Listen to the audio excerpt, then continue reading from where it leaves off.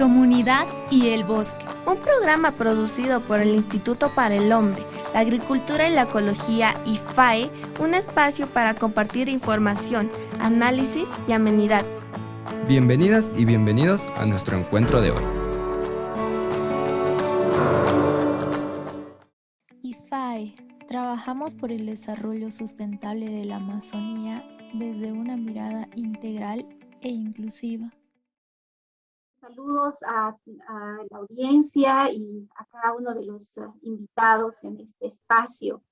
Es una propuesta del IFAE, el Instituto para el Hombre, la Agricultura y la Ecología, a fin de difundir el trabajo que se realiza, los avances con los distintos aliados estratégicos de la institución, para aportar en lo que es el fortalecimiento de la cadena de valor de la producción y la comercialización de frutos amazónicos. En primer lugar, y tomando el espacio con la doctora Lili Salcedo, pedirle por favor que indique a qué institución pertenece ella y cuál es la relación, el acercamiento que tiene con IFAE, por favor. Bueno, buenos días a todos. Me voy a presentar un poco. Soy docente titular de la carrera de medicina. Tengo algunas horas ahí. Y también soy docente investigador en la carrera de ciencias químicas, de la Facultad de Ciencias Puras, ¿no? Y mi experiencia con productos naturales es justamente el haber hecho varias extracciones de compuestos activos de plantas principalmente. Después hacer las pruebas de actividad funcional de algunos compuestos en los alimentos, ¿no? Particularmente en los últimos años hemos estado estudiando los compuestos activos de la quinoa, la cañagua. Bueno, el grupo al que pertenezco de productos naturales ha realizado varios estudios de diversas plantas, ¿no? Un grupo de plantas son justamente del lado de los yungas, de caranavi, de sapecho, de esas partes, ¿no? Donde se traían las plantas y nuestro laboratorio se especializa justamente en extraer compuestos que tengan algún potencial activo, que puedan de alguna forma tener alguna actividad biológica, ¿no? Se busca actividad antioxidante, actividad antimicrobiana, otros tipos de actividad. Básicamente, lo más importante que les puedo decir es que sí hay experiencia en trabajar con productos naturales. El problema que se tiene es que los productos naturales de los compuestos activos tienen una baja cantidad, una baja concentración, ¿no? Por eso es que cuando uno busca en las referencias bibliográficas de todo lo que se ha hecho de un producto, lo primero que aparece es solamente el análisis proximal, que es el análisis nutricional, ¿no? Cuánto de proteínas tiene, cenizas, carbohidratos, fibra. Ese tipo de análisis es más sencillo de hacer porque todos los alimentos, todas las plantas, todos los frutos tienen esos componentes en buena cantidad. Pero cuando se habla de los compuestos activos, de esos compuestos en algunas ocasiones no se logra extraer como compuestos puros, ¿no? Esa es una de las dificultades que se tiene. Y por eso es que hay poca referencia justamente en relación a los componentes identificados. Díganos, por favor, ¿a qué se denominan los componentes activos y de qué manera es que inciden en los productos? ¿Por qué se los estudia? Bueno, un componente se denomina activo cuando tiene una función biológica dentro del organismo humano, ¿no? Estos componentes no necesariamente son metabolitos secundarios o más específicamente compuestos que se encuentran solamente en determinado fruto o en determinada planta.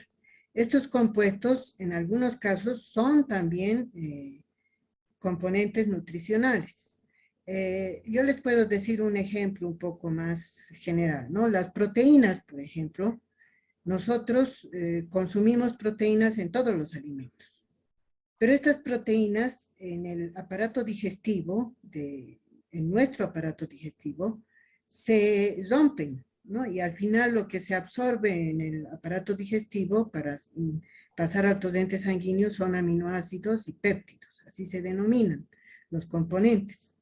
Y estos componentes sirven de nuestro organismo para reconstruir nuestras propias proteínas, ¿no?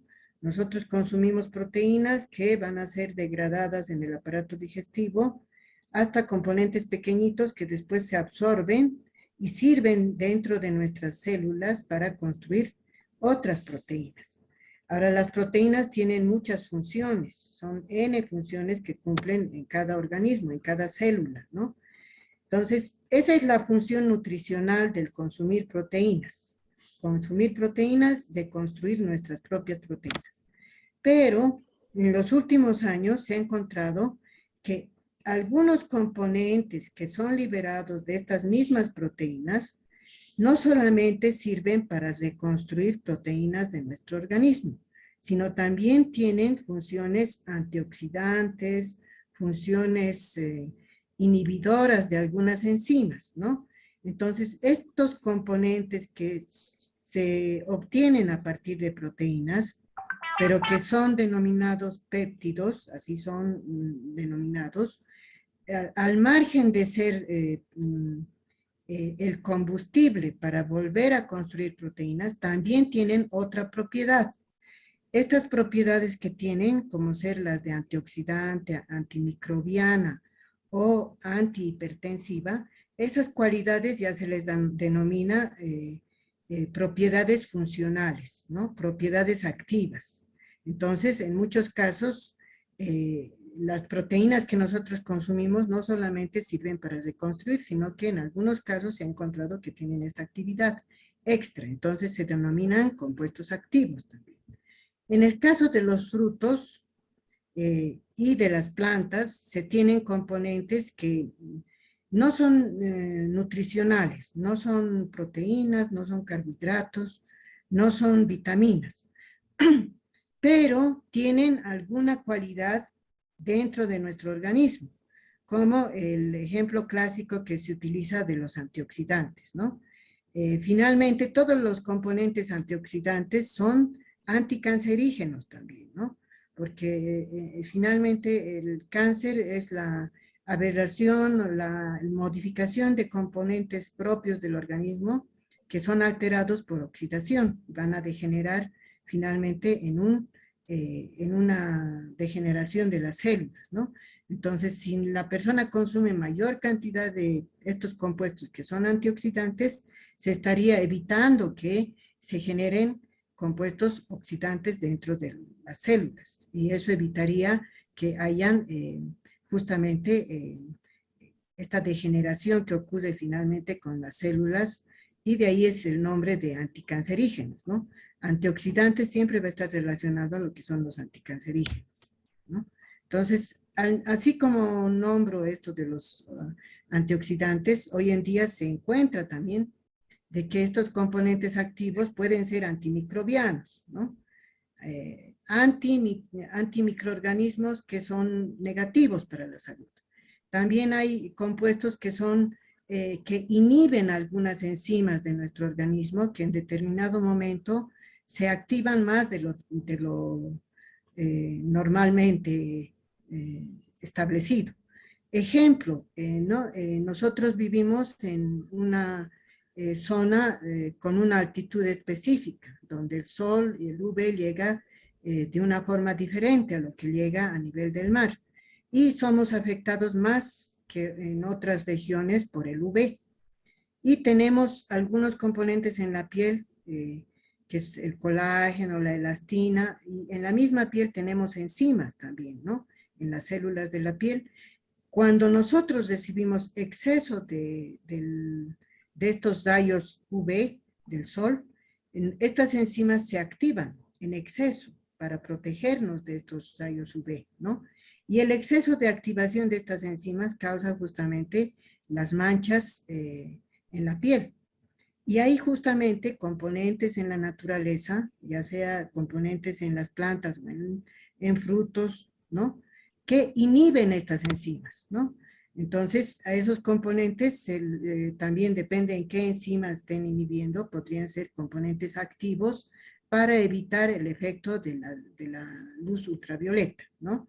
Entonces, denominados en forma general como fotoprotectores, ¿no? Entonces, hay diversas formas en que estos componentes activos pueden ayudar a que nuestra salud sea protegida, ¿no? Y de acuerdo a en qué nivel están protegiendo, en qué nivel están actuando, van a tener justamente el nombre de componentes activos, ¿no? Específicos. No sé, es difícil explicar en forma sencilla. Sí, claro. Claro que sí, pero lo hace muy fácil, doctora. Y una consultita para concluir esta pregunta. Entonces, cuando hablamos de esos componentes activos, son las propiedades que tienen incidencia también, a partir de ello se ven las cualidades, las posibilidades de remedios, de productos para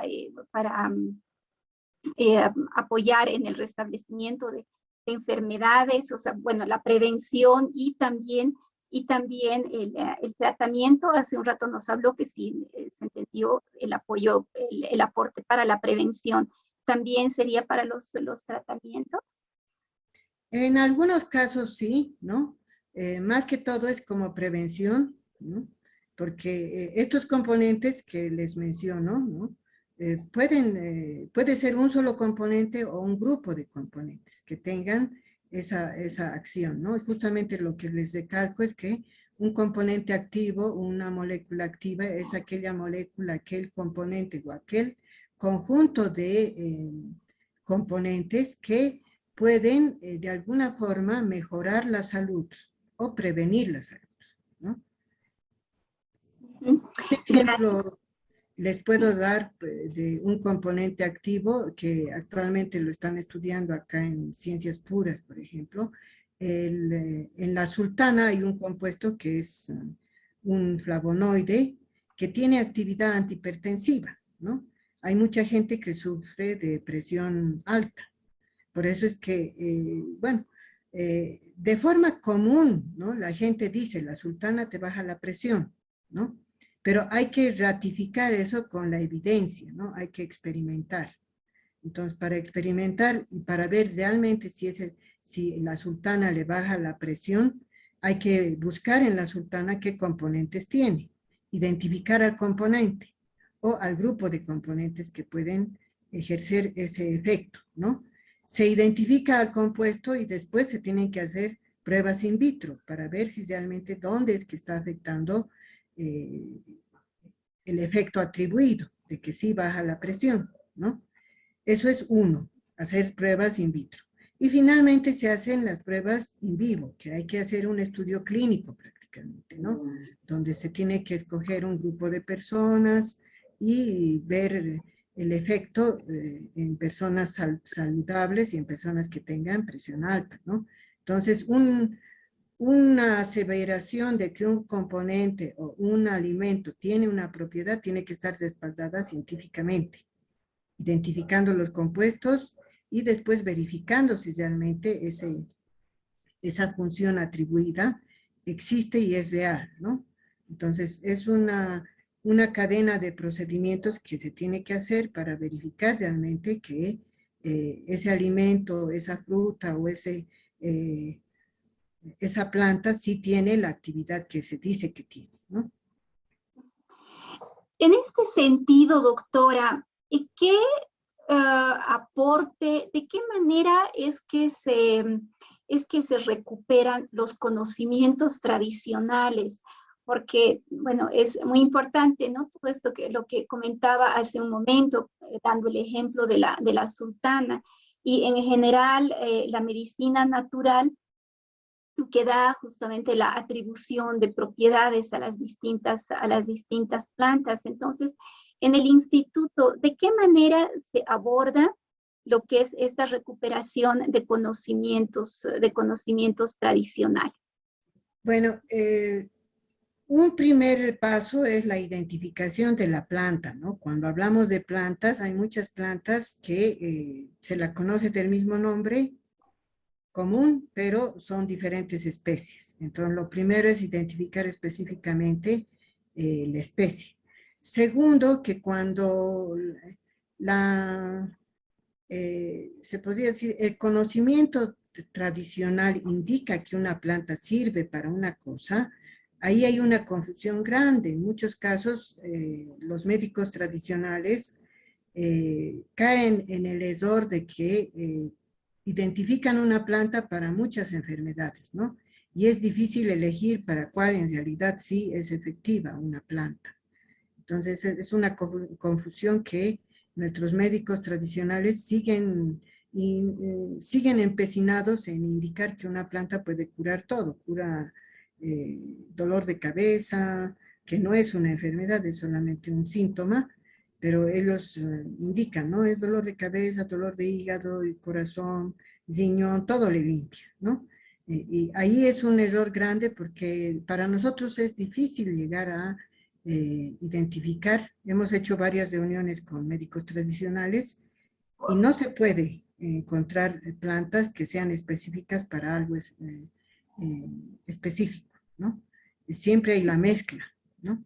Nosotros tenemos la experiencia de haber desarrollado estudios de una planta que es de La Paz, que justamente en todo lado tenía la misma actividad, que se la utilizaba como antiinflamatorio.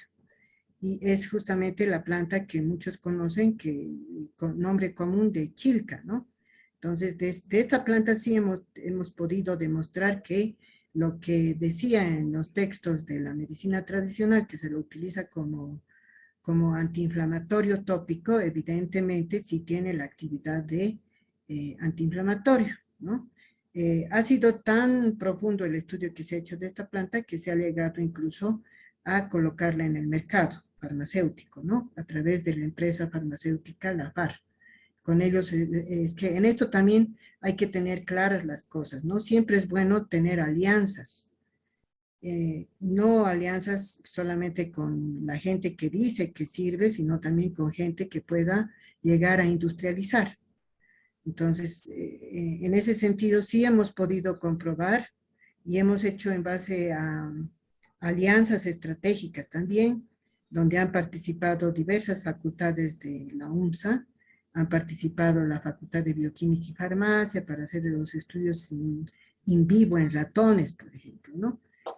Sí, lo que preguntaba para concluir con la anterior respuesta era esta ratificación sobre la necesidad de hacer una comprobación de las propiedades de las plantas, de las plantas, de los frutos y de lo que se vaya a tener como objeto de estudio, para ver las cualidades específicas que podría tener en las distintas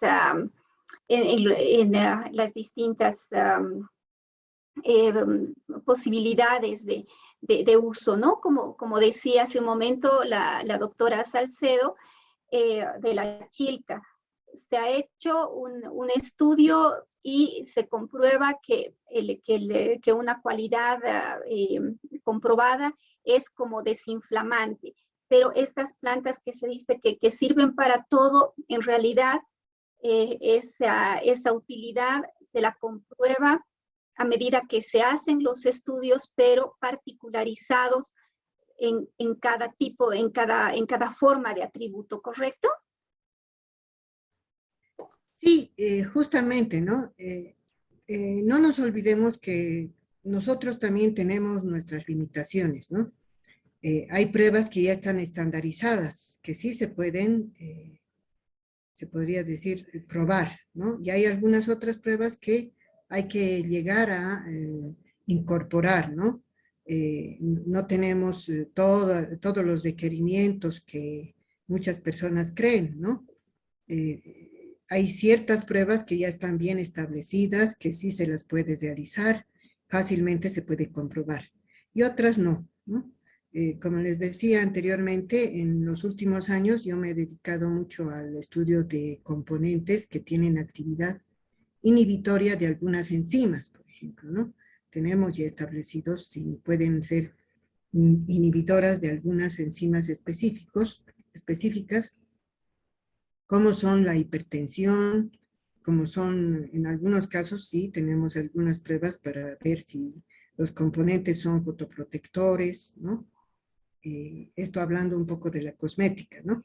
Entonces, no todo se puede hacer, porque no tenemos todas las pruebas ya establecidas.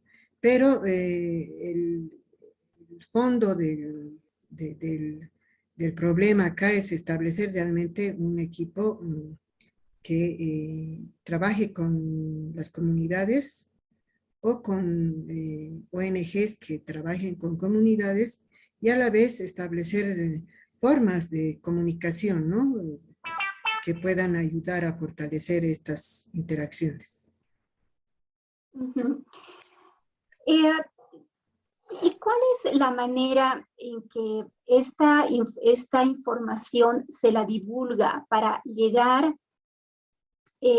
más allá de los ámbitos académicos, por favor, doctora? Bueno, nosotros generalmente tratamos de hacer publicaciones, ¿no? Todo se puede publicar en revistas reconocidas, ¿no? Cosa de que una vez que se publica en revistas, no en periódicos, ¿no? En revistas que tengan sus revisores, ¿no? Son gente también que tiene experiencia en el área y que revisan lo que uno ha obtenido de resultados. Aprueban la publicación y eso ya se puede presentar como un aporte para registrar un determinado producto, ¿no? No solamente un certificado de control de algún componente, sino tiene que estar publicado en una revista reconocida. Y como personas de investigación siempre tratamos de publicar en revistas reconocidas, ¿no? Por lo menos que tengan un índice de aceptación a nivel latinoamericano. Muchas gracias, doctora. Y bueno, ya habiendo tenido una introducción del tema, paso las preguntas con la licenciada Mirta Velázquez. Bueno, gracias. Y gracias, Sandra. Gracias. Doctora, en ese sentido, con la experiencia que tienen, más o menos, ¿qué es lo que se esperaría investigar, realizar pruebas y demás con lo que son los frutos amazónicos, en especial con el azaí, el copoazú, el majo, la harina de plátano verde, que se denomina chila en la parte amazónica, el chocolate que tenemos, que es proveniente del cacao silvestre? Más o menos, ¿qué se esperaría realizar con estos productos amazónicos? Bueno, lo primero, he notado que en todas las publicaciones que hay de estos frutos solamente se mencionan las actividades generales, ¿no? No han identificado compuestos, en realidad muy poco. Creo, si no me equivoco, solo del azaí hay reportado el tipo de compuestos que tienen. Entonces, dada que en el laboratorio de bioorgánica de química se tienen ya algunas pruebas establecidas, lo primero sería trabajar con los frutos que más se está obteniendo, ¿no? Como el azaí, el majo y el copoazú, y ver si se pueden obtener extractos ricos en los componentes que pueden tener. La actividad más reportada es la actividad antioxidante. Entonces tendríamos que ver si realmente cuánto de concentración de estos componentes que tienen actividad antioxidante tienen estos frutos, ¿no? Que eso sí se puede hacer. Después, al mismo tiempo, se puede establecer lo que es he visto de que del majo, lo más estudiado es justamente el aceite, ¿no? La composición de los ácidos grasos. Son estudios que no son de acá, son estudios de Brasil, de Perú, ¿no es cierto? Entonces habría que ratificar si si nuestro majo tiene realmente la misma cantidad de estos ácidos grasos o una mayor concentración, se podría decir, ¿no? Y ver la cualidad, otras cualidades que también ya se tienen establecidas, ¿no?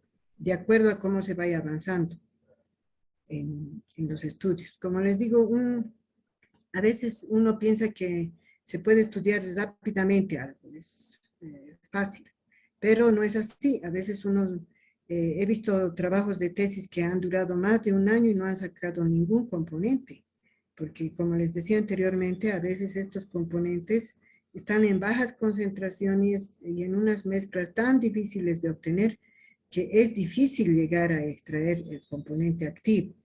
Entonces, en esos casos lo que hacemos es obtener un extracto donde se encuentre el principio activo, estos componentes activos, y caracterizar al extracto más que al componente, ¿no? Hacer las pruebas que se tienen ya establecidas en estos extractos, ¿no? Tendríamos que empezar por ahí, de trabajar con extractos o de trabajar con las grasas, aceites, para ir fortaleciendo el conocimiento que ya se tiene, ¿no? Buenos días para todos ustedes. Mi nombre es Abraham Janco, soy de Riberalta. Estoy participando de Riberalta. Quiero mencionarles de que bastante interesante la exposición de la doctora, pero al mismo tiempo nosotros queremos aprovechar ese potencial que hay de personas que se dedican a la investigación. Por ejemplo, nosotros en nuestros sistemas agroforestales acá en las comunidades campesinas y indígenas tenemos plantas prácticamente ya algunas especies ya como para aprovechar, ¿no? Por ejemplo, podemos hablar de copayos, tenemos en sistemas agroforestales. También tenemos que siempre se ha hablado mucho, por ejemplo, del chuchuasi, y este último también se ha consumido mucho el tema de matico para el tema del COVID-19. Entonces, yo pienso que es importante que saber, digamos, exactamente qué cantidad que tenemos que consumir o qué cantidad deben consumir las familias, pero bueno, en este último, ¿no?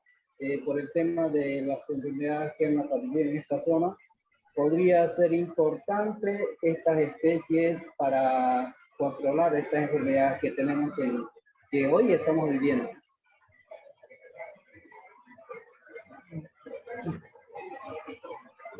Hay que dividir claramente varios aspectos, ¿no? Uno es conocer los compuestos activos, de lo que más que todo mi unidad se hace cargo. Otro es justamente en esto de conocer la cantidad, etcétera, de cuánto se debe consumir de algún producto. Primero se tiene que cuantificar, pues cuánto es que tiene de lo que se refiere, ¿no? Y no es general, a veces una planta basta que el lugar, el medio ambiente influye mucho. Por eso es que siempre se están haciendo estudios. Lo que la misma planta que está a 200 metros más arriba puede tener la cuarta parte de lo que se ha obtenido con la misma planta que ha sido obtenida 200 metros más abajo. Entonces, el lugar influye, el medio ambiente influye en la síntesis de estos compuestos en el hábitat que tengan las plantas, ¿no? Eso es uno. Otro, de la mayoría de estas plantas que usted ha mencionado, y hay bastantes estudios, ¿no? El matico, por ejemplo, es una de las plantas que más se ha comercializado justamente para tratarlo del COVID, ¿no? Por lo menos acá ha habido en el mercado una gran afluencia de la compra del matico para prevenir o para contrarrestar algunos síntomas, ¿no? No hay, hasta ahora, nadie va a decir que se ha encontrado la cura para la enfermedad que está cursando, ¿no? Del COVID. ¿Por qué? Primero que el 90% de la gente es asintomática. O sea, ¿qué quiere decir esto? Que 90 de 100 pueden tener sintomatología. 10 de los restantes, 5 van a ser sintomáticos leves y 5 aparentemente no van a poder vencer la enfermedad. Pero eso, ¿a qué se relaciona y hasta qué punto estas plantas pueden ayudar, estos productos naturales, ¿no? Principalmente yo lo que he visto es que todas estas plantas que han estado consumiéndose para esta enfermedad que ha hecho temblar a todo el mundo, es sus propiedades antimicrobianas y sus propiedades antiinflamatorias, más que todo, ¿no? Si algunos de ustedes han tenido familiares que han cursado esta enfermedad, lo primero que se desata es una inflamación incontrolable en algunos casos, ¿no? Con una temperatura alta, etcétera, ¿no? Entonces, evidentemente, igual que como acá en las ciudades, las personas han recurrido a antiinflamatorios comerciales, en el campo, en lugares donde no hay medicamentos casi, la gente ha recurrido a estos productos naturales que evidentemente tienen compuestos que ya tienen referencias bibliográficas como antiinflamatorios o como antimicrobianos. De ahí es que resulta, yo sí estoy convencida de que estos productos naturales sí han resultado en muchos casos evitando a que la enfermedad llegue a desatar procesos más agudos, ¿no? Entonces, ¿por qué? Porque justamente ya tienen sus propiedades publicadas, ¿no? En muchos casos, el matico, por ejemplo, hay varias tesis, incluso doctorales, donde se ha elucidado que tienen las propiedades antiparasitarias, antimicrobianas y antiinflamatorias, ¿no? Igual, otras plantas que tenemos acá también tienen esas propiedades y sí son beneficiosas, se podría decir, y que en algunos casos sí ha llegado a coadyuvar, a ayudar a que las personas sí puedan cursar la enfermedad sin más complicaciones, ¿no? Sin embargo, al igual que en las ciudades, algunas personas no van a lograr, ni siquiera consumiendo estas plantas, ni los compuestos farmacéuticos, superar esto, porque el organismo es diferente. Hay un porcentaje de personas que evidentemente una vez que contraen esta enfermedad es prácticamente muy difícil, ¿no? Muy difícil que salgan, es como la lotería, como digo yo, ¿no? Uno de cada 100 prácticamente no va a poder salir.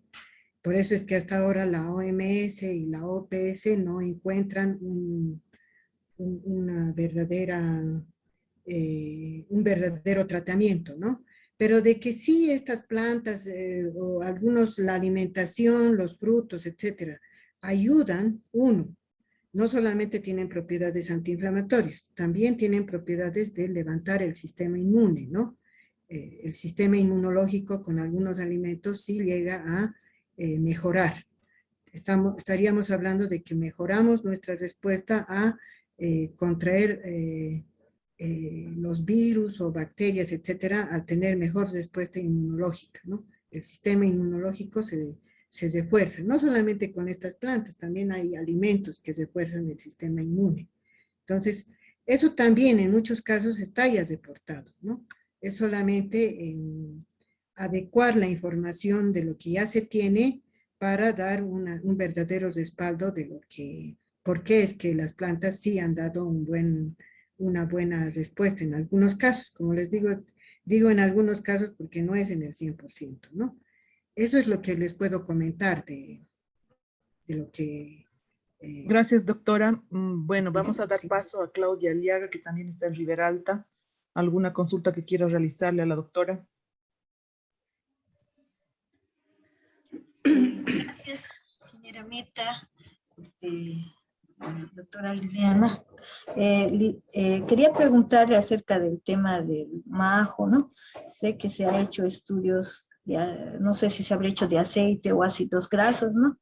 Pero también el majo el fruto es consumido, pero el tema de la proteína, el tema de la fibra y los carbohidratos, ¿no? Yo quería saber si hay algún estudio acerca del fruto si se sabe cuánto tipo de proteína, porque tengo entendido que se ha hecho también un tipo de análisis, ¿no? No sé, creo que ha sido para el año, me- para el año 1981, ¿no? Según estudios que se habían hecho, ¿no? Del majo, pero recientemente otro análisis bromatológico que se ha hecho de la fruta del majo, no tengo datos, ¿no? Siempre se maneja estos datos, ¿no?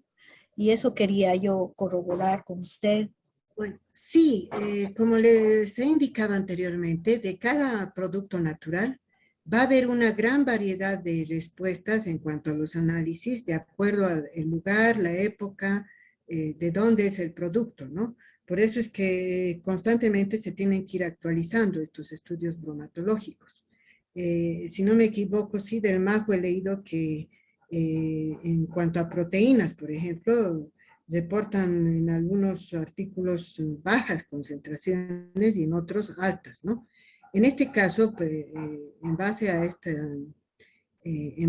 esta alianza que estamos realizando, sí vamos a poder cuantificar, no es una prueba tan especial el cuantificar proteínas, carbohidratos, lípidos, ¿no? El problema después viene el cuantificar la calidad de estos componentes, ¿no? Las proteínas, no todas son de buena calidad. Generalmente las proteínas de los frutos no tienen alta calidad porque no tienen la composición de aminoácidos esenciales. Pero igual, los carbohidratos ya de aquí a corto tiempo también van a tener esa calificación de carbohidratos de calidad y carbohidratos de baja calidad, ¿no? Eso de acuerdo a cómo es que ejercen su efecto en el organismo, ¿no? Y de los lípidos también, ¿no? Tenemos lípidos o grasas que ustedes llaman o aceites que son de buena calidad y de baja calidad, ¿no? Por eso os refería yo anteriormente de que del majo particularmente habría que hacer un estudio del tipo de, no solamente la cantidad, sino también el tipo de ácidos grasos que contiene. Eso gracias a proyectos anteriores sí se puede hacer en nuestros laboratorios. Seguro que una vez que ya activemos vamos a poder cuantificar proteínas, vamos a poder cuantificar lo que son los aceites, las grasas y el tipo de composición que tengan. Como les digo, a veces uno no puede al 100% basarse en lo que ya está reportado porque de los productos naturales de acuerdo al lugar varía mucho, ¿no? Y hay que constantemente, anualmente, en realidad en cada producción,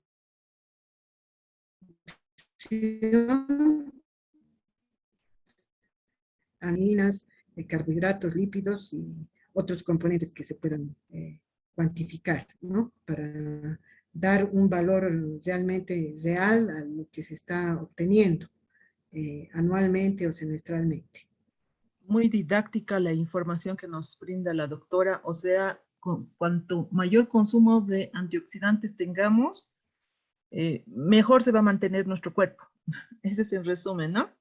Entonces, sí. El azaí tiene una cantidad de antioxidantes muy importante, igual que el copoazú. El majo tampoco se queda atrás, ¿no? Pero el producto estrella de la Amazonía es justamente la pulpa de azaí, que tiene una cantidad de antioxidantes importantísima y también por la cual muchas de las personas en todo Bolivia la buscan, ¿no? Para consumirla. Abraham, Claudia, ¿tienen alguna otra consulta que realizar a la doctora? Quiero hacerle una consulta, doctora. Hablando de azaí, yo pienso de que tal vez cuando sería importante que nosotros se podría hacer como ella dice, ¿no? Y cada lugar, cada región tiene, de repente puede tener unas diferentes cantidades tal vez de antioxidante, ¿no? Entonces, por ejemplo, nosotros acá tenemos producción de azaí en diferentes épocas, ¿no? Hay en algunas zonas hay producción de diciembre hasta marzo, y en otras áreas empiezan a entrar desde abril hasta junio, y después se deja un espacio, no hay producción por lo menos unos 2 a 3 meses, y otra vez nuevamente entra desde octubre hasta diciembre, ¿no? Entonces sería importante que tal vez ver ese tema para más adelante, para ver, digamos, no sé, por ejemplo, acá vamos a tener aceites en producción de alturas, de semialturas y de los bajíos. Entonces tendríamos que ver, digamos, quizás cuál de estas áreas es más interesante, ¿no? O más antioxidantes tal vez podría tener, ¿no? Eso quería comentarles para ustedes, doctora. Sí, al respecto, generalmente siempre nosotros recogemos los productos que se van a estudiar en diferentes épocas, ¿no? Del mismo lugar, en diferentes épocas. Pueden ser 2 lugares, o sea, 2 cosechas diferentes, ¿no? De diferentes meses o de diferentes alturas, para tener justamente esa relación, ¿no? Entonces, como les indicaba, sí influye el medio ambiente y demás, y esas partes sí se pueden llegar a realizar. Cuando ya iniciemos los estudios en esta parte de antioxidantes, seguro que vamos a tomar en cuenta esta experiencia que ya tenemos también de haber realizado en diferentes épocas y alturas. Gracias, doctora. Muy importante también el que se hagan estudios durante todo un ciclo anual, ¿no? Incluso hacer repeticiones, porque sabemos que nuestra Amazonía es diversa, tiene muchas cualidades y características peculiares en cada lugar.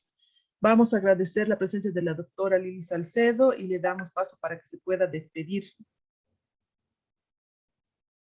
Sí, gracias, ha sido un gusto haber participado y vamos a estar siempre dispuestos a responder cualquier duda que tengan. Gracias por la invitación, Mirta, gracias a Sandra y a todos los participantes de hoy día que me han hecho partícipe de esta reunión. Ha sido un gusto participar y hasta una próxima. Que les vaya bien. Gracias.